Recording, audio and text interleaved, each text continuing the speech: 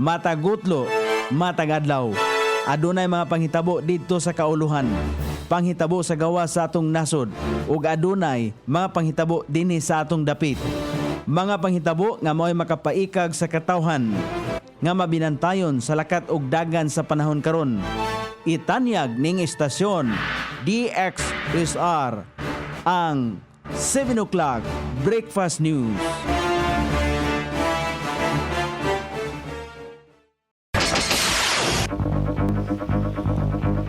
Higala, kumusta? May buntag Iligan, may buntag Mindanao, may buntag Pilipinas.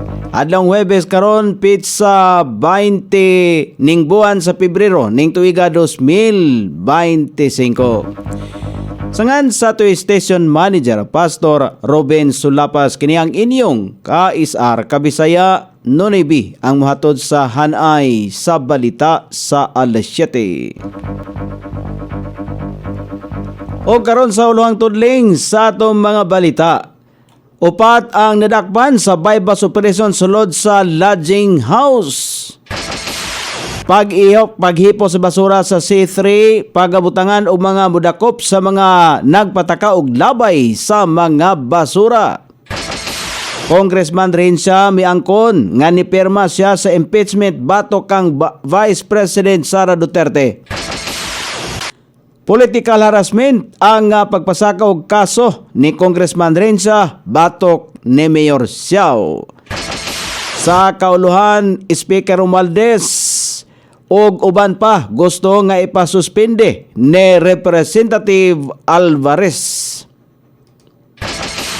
Supreme Court gipangayuan og komento ang Senado sa impeach trial versus Sara Duterte. House impeachment plaint gidangop ni Vice President Sara sa Korte Suprema.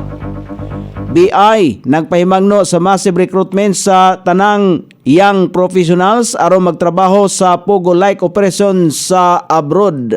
Sa balita sa gawas sa nasod, US President Donald Trump walay plano nga ipa-deport si Prinsipe Harry pabalik sa United Kingdom. Balita sa Kristohanon, International Christian Concern gihatagan ang usa ka Kristohanong Sudanese nga makatukod og bag-ong kinabuhi sa Kenya. Kini ang uluhang tudling sa atong mga balita nga dalit kanato ning istasyon DXSR 106.7 sa inyong FM dial.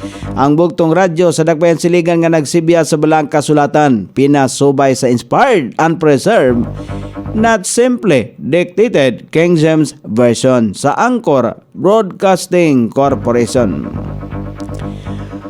O karon sa kumpleto nga detalye, nadakpan si alias Mahmoud human kini napalitan og gituang Shabu nga nagkantidad og 2,000 pesos sa bypass operation sa Philippine Drug Enforcement Agency dito sa usa ka lodging house sa Purok 9, Barangay Tambakan, sakop ni Dakbayan Siligan. Nakuhaan ang suspek og 12 ka pakete sa gituang Shabu nga adunay gibanabanang timbang nga 6 ka gramos. Lakip usab nga giimbestigahan ang tag-iya sa lodging house ug ang laing duha ka tawo nga ana atol sa operasyon. Gidalang upat ka mga dinakpan sa Cagayan de Oro alang sa drug testing ay ibalik din sa Iligan alang sa dugang investigasyon. Giauhag ni Konsyal Michelle Sweet ang Committee Chairperson sa Tourism ang Public Services Division kung PSD sa paghipo sa mga basura nga gilabay sa Circumferential Road o C3 Road. Gihimong labayanan sa mga wala malain-lain nga basura ang C3 Road tungod mingaw nga lugar. May numduman nga adunay ordinansa nga dili kolektahon ang basura nga dili masegregate. Busa sumala pa usab ni Konsyal Bernard Titipacania nga importante ang papel sa oplan disiplina ingon man ang Philippine National Police sa pagdakop sa mga tao nga panglabay og basura sa lugar. Dugang sugyot ni Pacania nga kinahanglan anaa ang presensya sa pirmi sa mga mudakop aron malikayan ang paglabay sa basura sa naasoing lugar.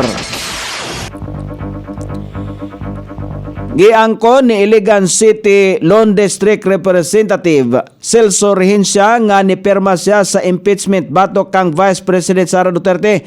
Kini ang tubag sa kongresista sa interview sa mga sakop sa media atol sa iyang pag-file og kaso batok ka Mayor Siao sa Iligan. Sumala pa niya nga giuyunan man gani dinhi sa Iligan ang pagpasirado sa Kolehiyo di Iligan nga alang manunta kini sa libre nga edukasyon kumpara sa usa lang siya ka ordinaryo nga dito sa Kongreso. Sumala pa ni Congressman Rehencia nga usa lang siya ka ordinaryo nga representante sa og iyang gisakripisyo ang iyang kaugalingon sa maong desisyon. In kaso dili ganahan ang mga tawo ngadto kaniya sa iya ang desisyon tungod sa pagpirma sa maong impeachment, andam niya kini nga dawaton. Wala mabalaka si Iligan City Mayor Frederick Siao sa gipasaka nga kaso ni Iligan Lone District Representative Celso Rehencia sa Ombudsman batok ngadto kaniya. Kini ang reaksyon ni Mayor Siao sa pagpakihinabi kaniya sa mga sakop sa media. Gibutyag ni Siao nga sayondra kaayo alang kaniya tubagon ang gipasaka nga kaso ni Congressman Rehencia ngadto kaniya. Giisip ni Siao nga political harassment ang gihimo sa kongresista ngadto kaniya ilabi na nga nakaduolang eleksyon. Sa samang bahin nabati ni Mayor Siao nga ang tumong lamang sa kongresista nga ipamata sa katawhan nga adunay sayop ang iyaang pagdumala isip mayor sa dakbayan. Gawas pa nini usa ka diversionary tactics, sumala pa ang maong lakang aron maliko ang atensyon sa katawhan sa pagpirma sa kongresista sa impeachment batok kang Vice President Sara Duterte. O karon sa balita sa kauluhan, nagsumiti og pinakabagong petisyon ngadto sa Office of the Ombudsman. Sila si Davao del Norte 1st District Representative Pantaleon Alvarez og citizens sa Crime Watch. Tumong niining hangyoon sa Ombudsman nga pabahamtangan og preemptive suspension. Sila si House Speaker Ferdinand Martin Romualdez, Majority Leader Manix Dalipe, Representative Saldico og Representative Estela Kimbo. Sa wala pa kini nagpasaka na usab ang grupo og 12 ka counts sa falsification of legislative documents batok sa nasangpit nga mga House officials tungod sa sumala pay nahitabong insertion sa 241 bilyones pesos sa 2025 nga national budget. Giklaro sa petitioners nga angayang masuspinde ang naso mga opisyal aron dili maimpluwensyahan ang ipahigayong investigasyon. Sumala pa nila bugat nga isyu ang dishonesty operation og ang grave misconduct. Busa paigo na kining basihanan aron suspendihon ang mga giakusahan. Giatagan og katinaawa ni Alvarez nga dili kini kapareho sa nahauna nila nga gidangop sa anti-graft body og mahimo kining unang aksyonan alang sa mamahimong dagan sa mas lalom nga mga investigasyon.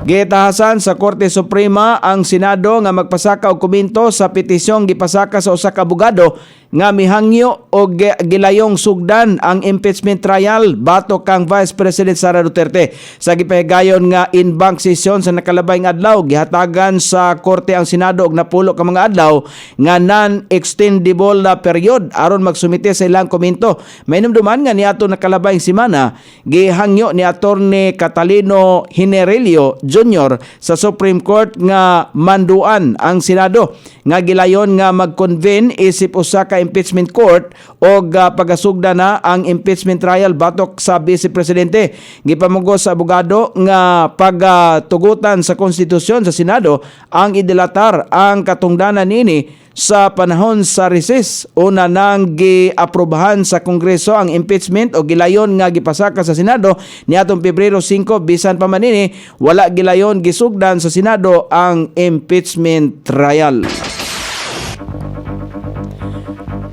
Wala pagani makapagawas og hukom ang mga maestrado sa Korte Suprema sa petisyon nga pagasugda na sa Senado ang pagdungog sa impeachment proceedings batok kang Vice President Sara Duterte. Napun-an na usab ang nagdason sa ilang petisyon. Kini aron hangyoon ang korte nga mupagawas og hukom nga wag tangon kun wag tangan og bili ang impeachment complaint nga gipasaka sa Kamara Baha batok ni Vice President Sara Duterte.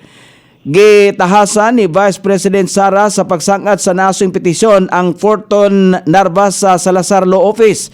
Gikompirmar usab sa korte nga nadawat na nila ang petisyon gikan sa kampo sa Vice Presidente. May numduman nga upat ka mga abogado usab gikan sa Mindanao nga gipanguluhan ni Attorney Israelito Torion ang misangat og hangyo nga magpagawas og temporary restraining order og injunction sa impeachment complaint batok kang Inday Sara aron wag tangan og importansya. Namugos ang petitioners nga depekto kon depektoso, questionable o dili angay usikan og panahon sa Senado nga dunggon ang pagmaniobra sa mga kongresista sa Kamara Baha. Sa kabahin usab sa Kamara Baha na mahayag kini nga nagsilbi ng moot and academic ang reklamo tungod kay gihuptan na kini sa Senado. Nagpahimangno ang Bureau of Immigration ngadto sa publiko ilabi na sa mga young professionals nga ginahimong massive recruitment sa pipila ka mga sindikato nga nag-agni og mga trabaho sa abroad isip mga customer service apan pag-abot sa ubang mga nasod. Biktima sila sa scam hubs. Sumala pa kang BI spokesperson Dana Sandoval, ang mga na-recruit nga mga Pilipino ang magtrabaho sa mga Pogo-like operation sa ubang nasod. Gikataho ni Sandoval nga ana sa 118 ka mga Pilipino na ang ilaang nababagan sa lain-laing airport sa nasod nga girecruit aron magtrabaho sa abroad. Miangkon usab si Sandoval nga luyo sa mga balita nga adunay kalabutan sa Pogo, adunay mga Pilipino paghihapon ang maghanyag og magtrabaho tungod sa nindot nga offer. Busa adunay mang-recruit o trabaho alang sa ubang nasod sama sa Cambodia, Laos, Thailand ug Burma. Magsilbi unta kining red flag alang sa mga kababayang Pilipino. Gikumpirman usab sa BI o Presidential Anti-Organized Crime Commission nga bisan ang mga BPO companies o call centers ang gisudlan usab sa mga recruiters. Busa tambag sa BI o POCC sa mga kababayang Pilipino nga magmaigmaton o dili magpainganyo sa mga tanyag. Gisiguro usab sa gobyerno nga labaw pa nilang pakusgan ang paggukod sa mga illegal recruiters aron sa ingon papanubag kini sa balaod. Kamatuoran nini aduna nay nadakpan nga sa mga otoridad o gipasakaan na og tukmang kaso. O karon sa balita sa gawa sa nasod, gibarugan ni US President Donald Trump nga wala kini plano nga ipa-deport ang Duke of Sussex nga si Prince Harry. Sumala pa ni Trump nga dili niya dungagan ang problema sa nasong prinsipe tungod kay mas problema niini iyahang kaminyoon kay Meghan Markle. Dogang pa niya nga wala siya politikanong rason aron nga ipa-deport niya o balik si Prince Harry sa United Kingdom. Naila si Trump kaniadtong niagi nga isa sa mga nagsaway kang Harry o Meghan tungod sa interview nga gipahigayon ni Harry kauban ang iyang asawa. O karon sa balita sa kinabuhing Kristohanon, natabangan sa International Christian Concern ang usa ka Kristohanon nga Sudanese aron nga makatukod og bag-ong kinabuhi sa nasod sa Kenya. Ang nasong Kristohanon nagdesisyon kaniadtong tuig 2008 aron ilhon ang Ginoo og personal nga manluluwas apan ahya siya nailhan sa International Christian Concern.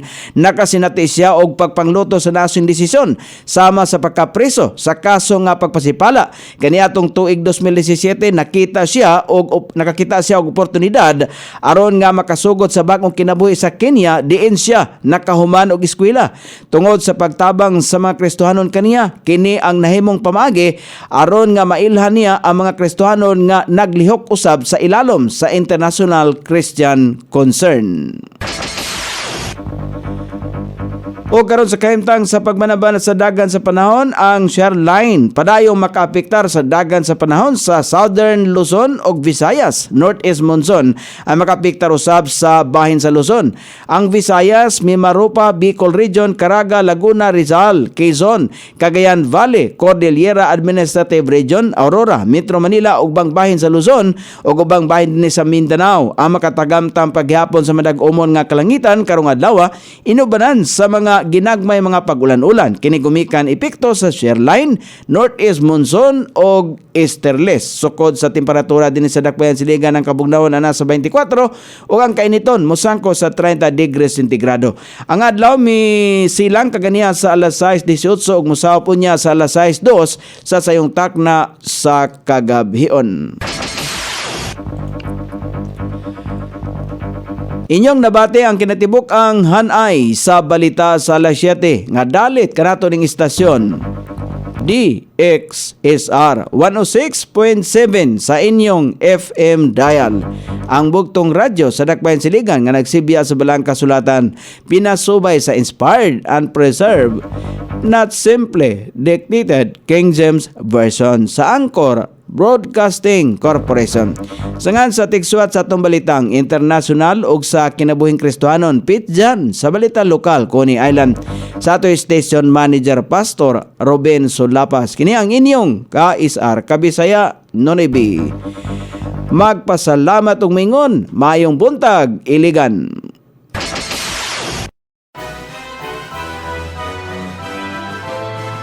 Inyong nabati ang 7 o'clock breakfast news hangtod na usab og mga adlaw sa samang takna o sa samang istasyon. Daghang salamat sa iyong pagpaminaw ug maayong buntag.